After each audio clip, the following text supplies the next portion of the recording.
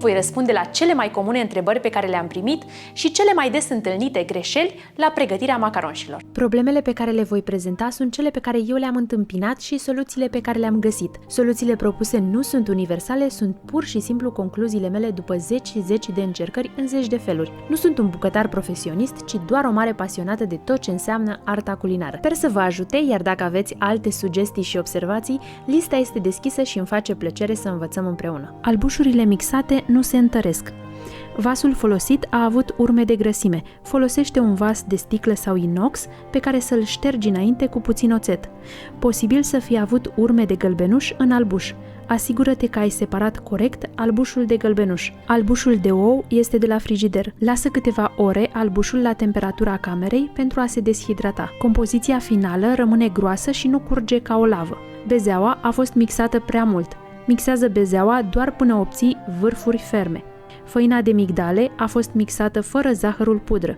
Mixează făina de migdale împreună cu zahărul pudră ca să obții un amestec cât mai fin. Măsurare incorrectă a ingredientelor uscate. Asigură-te că ai un cântar precis ca să măsori corect toate ingredientele în grame. Ingredientele uscate nu au fost suficient cernute. Folosește o sită deasă și cerne ingredientele uscate de 2-3 ori. Macaron cu picioruș prea înalt. Temperatura cuptorului a fost prea mare. Scade temperatura cu aproximativ 10 grade Celsius. Macaron aplatizat fără picioruș. Compoziția a fost amestecată prea mult. Amestecă doar până în momentul în care compoziția curge ca o lavă și poți forma cifra 8 fără întrerupere.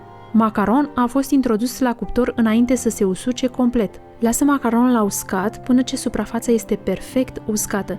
Temperatura și umiditatea din cameră influențează timpul de uscare. Macaron lipicioși care nu se pot deslipi de pe hârtia de copt. Coacere insuficientă și temperatura cuptorului prea mică.